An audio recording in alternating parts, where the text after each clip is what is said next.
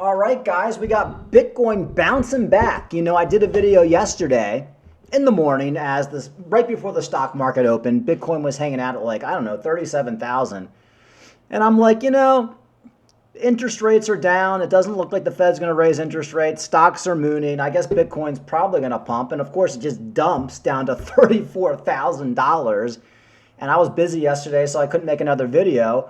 Wake up this morning, Bitcoin's right back to 37,200. You can't make this stuff up. This is crypto, guys.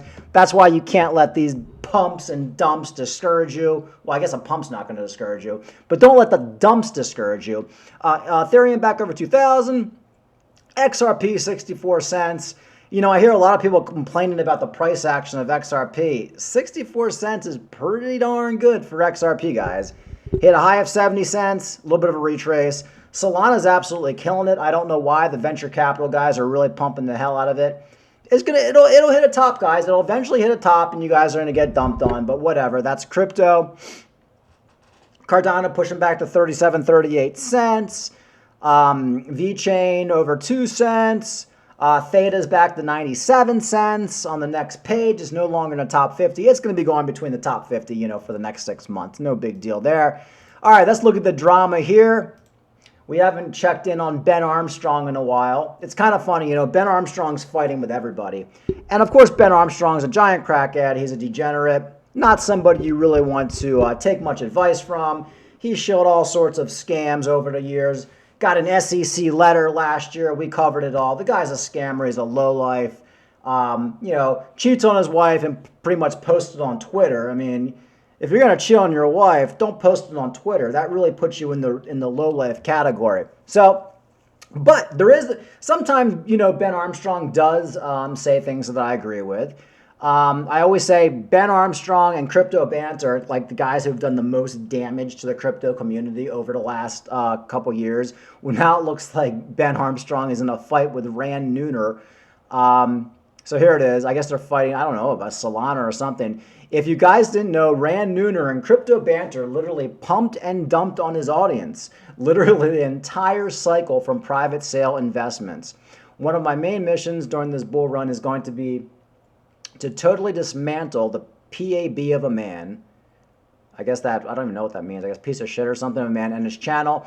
Yeah, I mean, I agree with that. I mean, Ben Armstrong, you also dumped on your community, but I think Crypto Rand did it far worse. He was involved in basically private sales. He'd get the coins, then he'd dump them on his audience. He was actually exposed by a channel called Crypto Exposed last year, and he exposed all the misdoings of Rand Neuner, how they would make a video and then they would sell all the coins. And Rand Neuner actually had to make an apology video. And I think it's all been deleted. And somehow Rand Neuner got this guy Crypto Exposed channel deleted. So because you have to remember, Rand Neuner has a lot of power in crypto. He's I consider him to be like the mafia of crypto. He's in with all the exchanges. All the exchanges pay him all sorts of money to do trading competitions just to get his people wrecked. I mean, essentially, Rand Neuner is bought and paid for by the venture capitals and the scammy exchanges like Bybit. They control him. So Ben Armstrong's just on a smaller level, in my opinion. So it's kind of cool to see them fight. I mean, who's worse, Rand or Bitboy, Ben? I guess Rand's probably worse because Rand's a little more classy. He's a little more sophisticated, and he's based out of South Africa. And as I've said, South Africa is, unfortunately, I don't like to say it, but Donald Trump said it right, is a third world shithole, and they have zero finance laws, so they can get away with it. I mean, if Rand Neuner was operating his business in the United States, he'd probably already be shut down by the SEC.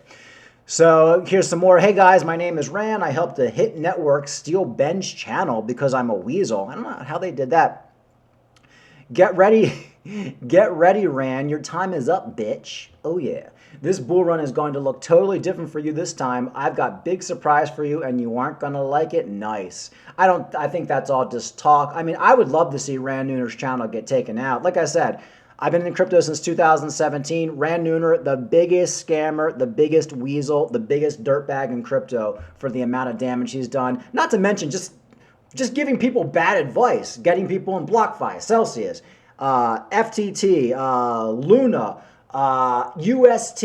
I mean, he would just do episodes of just trying to get people into USD. Oh, you're getting 20% interest on USD. It's safe. He'd have all the founders on telling you how safe it was. And of course, everything went to zero. And of course, he's big into Solana. And of course, that's a big Sam Bankman-Fried coin. Solana went down to what, $8 from like $200. Big scam. I don't care how much Solana's pumping right now. You know, I'm no Boy Scout, guys. I'm not a Boy Scout. I'll invest in almost anything that can make money. But almost like buying Solana to me, it's almost like it's like taking part in evil. You know what I mean? It's like taking part in Sam Bankman-Fried. It's like taking part in Rand Nooner, Ben Armstrong. It's like you're part of that club now. I don't want to be part of that club. I think they're scum. If I ever saw Rand Nooner in public, I'd probably spit in his face. I mean, that's how much I despise the guy. Ben, I'd probably just be like, whatever, man. Let's go grab a drink so I can pick your brain and just kind of, see what the fuck's going on in there. But I think I think Ben Armstrong is a degenerate, drug addict, loser. Okay, that's what I think of Ben Armstrong. But I don't think he's evil. I think Rand Nooner might be evil. I think Rand Nooner knows exactly what he's doing. He knows how to manipulate. He's in with all the venture capitals, and essentially everything he's promoted over the last, 5 years has turned to shit, except for maybe Solana's pumping now. But guys, it's a scam.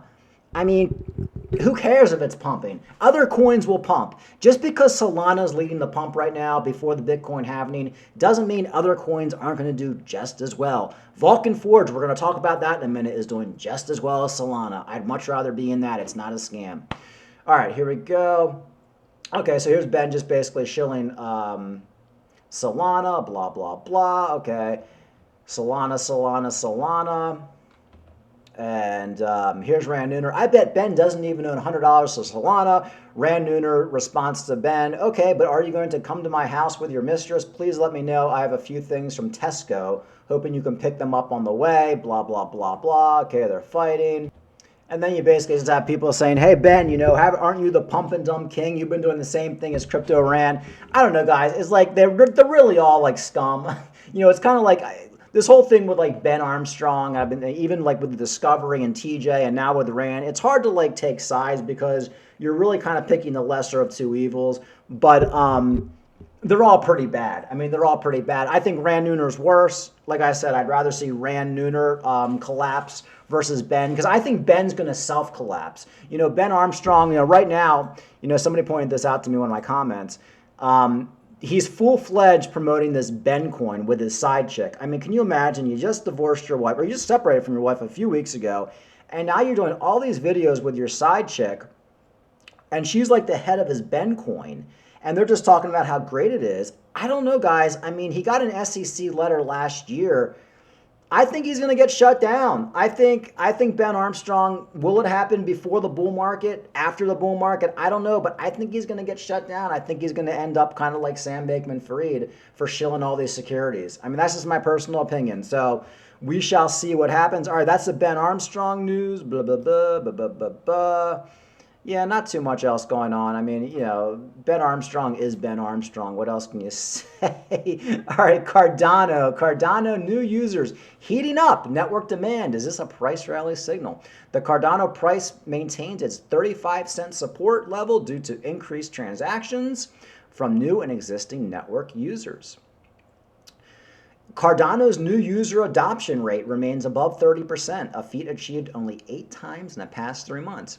If the ongoing transaction activity persists, it could potentially drive an early Cardano rebound towards 40 cents. Yeah, I really want to say, I think the 40-cent level for Cardano is like a psychological thing.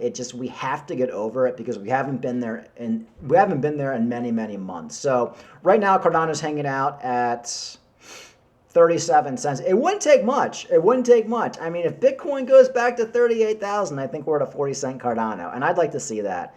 And of course, you'll have XRP right back up to 70 cents if that happens. Also, I've been telling you guys getting Vulcan Forge since $2. We're at $7 Vulcan Forge right now. The price is absolutely going crazy.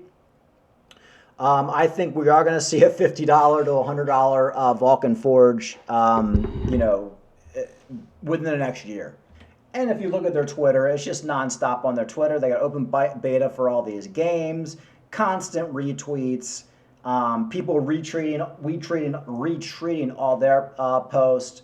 Unleash destruction, despair, wherever it goes. I mean, they're just kind of like rocking and rolling, showing off all the projects and games and AI and partnerships that they have. So I highly suggest people to check out Vulcan Forge's Twitter. Is it too late to get in Vulcan Forge? I don't know. I mean, it's already pumped so much, but if you've been buying Vulcan Forge, you know, I wouldn't say this is a bad time to cost average. I think just yesterday, Vulcan Forge was down to like $5. Maybe wait till it goes back down to $5 before you buy. And like I said, Theta, you know, it's no longer in the top 50, but it doesn't really matter because it's almost pushing back up to $1 again. We're almost back up to 97 cents. So, you know, Theta, everything's absolutely doing insane right now. Everything's doing well.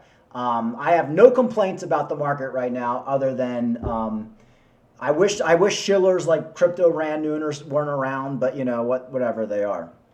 I want to talk about Litecoin briefly because everybody shits on it, and I'm almost positive Litecoin's going to be at least $500 next bull run. Easy 10 to 15x for Litecoin, even though everybody shits on it. If you go on their Twitter, just came out a couple hours ago, breaking leading trading custody services Bakkt is adding Litecoin to their relaunch enhanced custody platform. Bakkt is only adding 6 coins to their platform, one of which is Litecoin. They also aim to enter 9 new markets by the end of the year. Bakkt announces relaunch of Bakkt custody with additional function and expansion. So you also have, like I said, with Litecoin, every payment processor that takes Bitcoin and Ethereum also takes Litecoin. When it comes down to big funds that big whales are holding, Litecoin's usually in the mix. You can use Litecoin for paying bills. Here it is on BitPay, which is a payment processor. Here it is from November 14th, which is yesterday. Litecoin is currently the most active blockchain in the world. The network handles 1.3 million transactions in the last 24 hours. Like I said with Litecoin, you know, a lot of people will say, oh, there's not much going on with Litecoin. Oh, there's not much development with Litecoin.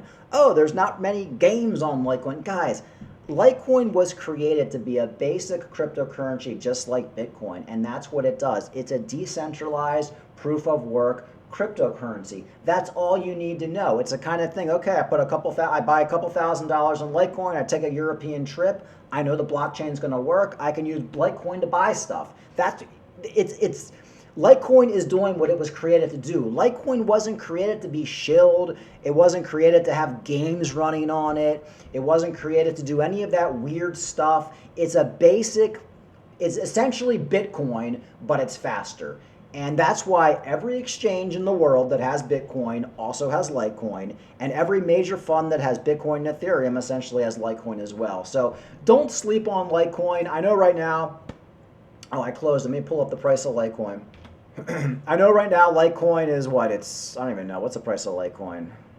It's $73. It's going to pump hard, guys. You know, if you got your Litecoin at $50, $60, like I said, I think last bull market, like everybody was talking shit about Litecoin, and I was buying a shitload at $30 and $25. It went up to $413. The bull market before that, it went to $250, but I think it went from like 50 cents or $2 to $250. So this bull market, I fully expect Litecoin to at least get the $500. But even if Litecoin only gets back to what's all-time high, that's still about an 8 to 10x. But I think you're looking at a solid 10x for Litecoin. And like I've always said with Litecoin, the one thing I like is I don't have to worry about any real bad news coming out. I don't have to worry about rug pulls. I don't have to worry about Ben Armstrong or Rand Nooner trying to pump it and then fucking everything up. It's just a coin. You buy in the bear market, sell in the bull. It's very simple, and you can buy it anywhere. All right, guys, other than that, market's looking good.